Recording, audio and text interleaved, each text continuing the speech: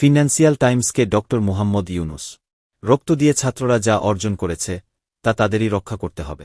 অন্তর্বর্তী সরকারের প্রধান উপদেষ্টা ডক্টর মুহাম্মদ ইউনুস বলেছেন, ছাত্ররা দল গঠন করবে। তাদের খারাপ কোনো কিছুর সঙ্গে সংস্পর্শ নেই বা নিজেদের রাজনৈতিক আখের গোছানোর ব্যক্তিগত আকাঙ্ক্ষা নেই। তারা এ পরিস্থিতিতে রাজনৈতিক দল গঠন করছে বা রাজনীতিতে যুক্ত হচ্ছে। এটা দরকার।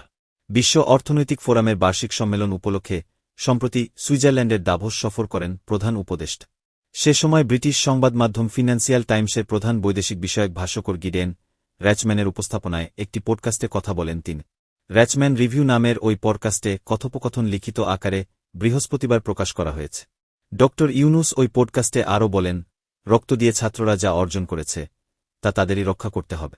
অন্যথায় সেগুলো সেই সব ব্যক্তিরা নিয়ে যাবে যারা বিগত প্রশাসনের মতো সবকিছুর পুনরাবৃত্তি ঘটানোর সুযোগ খুঁজছে। এটাই বাংলাদেশে আমাদের রাজনৈতিক পরিবেশ। আলোচনায় অধ্যাপক ইউনুস বলেন, শুরুতে যখন তারা উপদেষ্টা পরিষদ সভা গঠন করছে তখন আমি ৩ জন ছাত্রকে উপদেষ্টা পরিষদে নিয়েছিলাম। আমি বলেছিলাম, যদি তারা দেশকে জীবন দিতে পারে তাহলে তারা উপদেষ্টা পরিষদে বসতে পারে। অধ্যাপক মুহাম্মদ ইউনুস বলেন, দল গঠনের প্রক্রিয়ার মধ্যে হয়তো তারা বিচ্ছিন্ন হয়ে পড়বে। এটাও একটা বিপদ, কারণ রাজনীতি শুরু করলে সব ধরনের রাজনীতিবিদ তাদের সঙ্গে মিশে যাবে।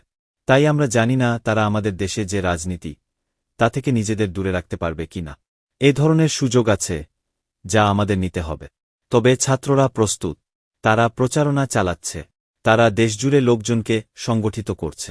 পডকাস্টে বাংলাদেশে আগামী জাতীয় নির্বাচন নিয়ে এক প্রশ্নের জবাবে অধ্যাপক মুহাম্মদ ইউনুস বলেন, তিনি নির্বাচনের সম্ভাব্য যে 2টি সময়ের কথা বলেছেন তা ভালো সময়।